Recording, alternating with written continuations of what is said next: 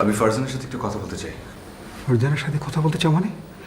একটু পরে ওর বিয়ে হয়ে যাচ্ছে, ফাজলামি করতে এসছো এখানে? যাও, গেট আউট। বিয়েটা তো এখনো হয়নি, আপনি বিয়েটা ভেঙে দিন।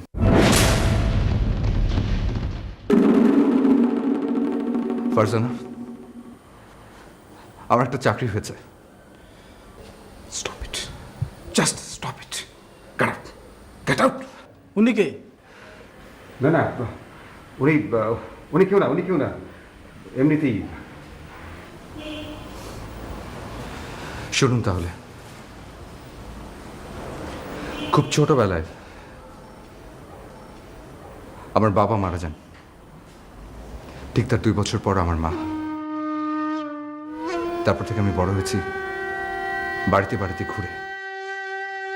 আজ এখানে তো কাল ওখানে। তারপর নিজের চেষ্টায়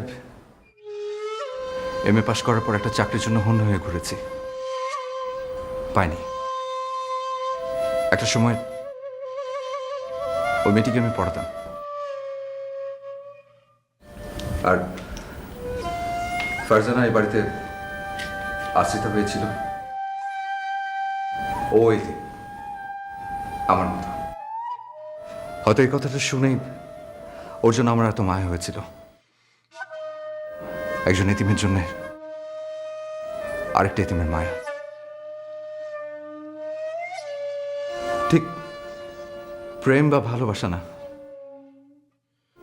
এ সময় ছেলেমেয়েরা যা করে ঠিক তা না। আমরা একজন আরেকজনকে আঁকড়ে ধরেছিলাম, হয়তো একটুখানি সুখের আশ্রয় পাওয়ার জন্য।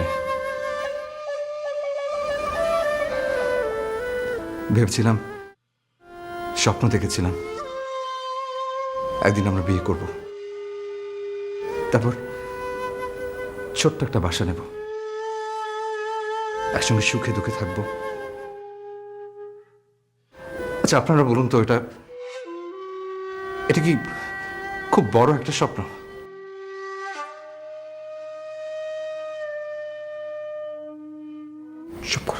চুপ করো, যাও গান, যাও। শুধুমাত্র আমার একটা চাকরি হয়নি দেখে আজ উনি ফারজানাকে অন্য কোথাও বিয়ে দিচ্ছে। অবশ্য ওনারও দোষ নেই, উনি ওনার ভাগ্নির ভালোটা দেখবেন। ওনার নিজের মেয়ে হলো ঠিক একই কাজটা করতেন। কিন্তু কিন্তু আমি তো এখন বেকার না, একটা চাকরি হয়েছে আমার। এখন চাকরি হয়ে লাভ কি? একটু পরেই তোর বিয়ে হয়ে যাচ্ছে।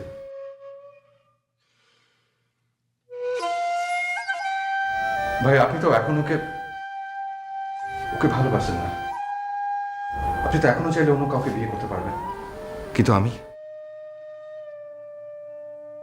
তো ওকে ছাড়া বাঁচবো না। ও না, তাই আপনার কাছে আমি হাত জোর করে অনুরোধ করছি, আপনি আমাদেরকে একটু দয়া করুন।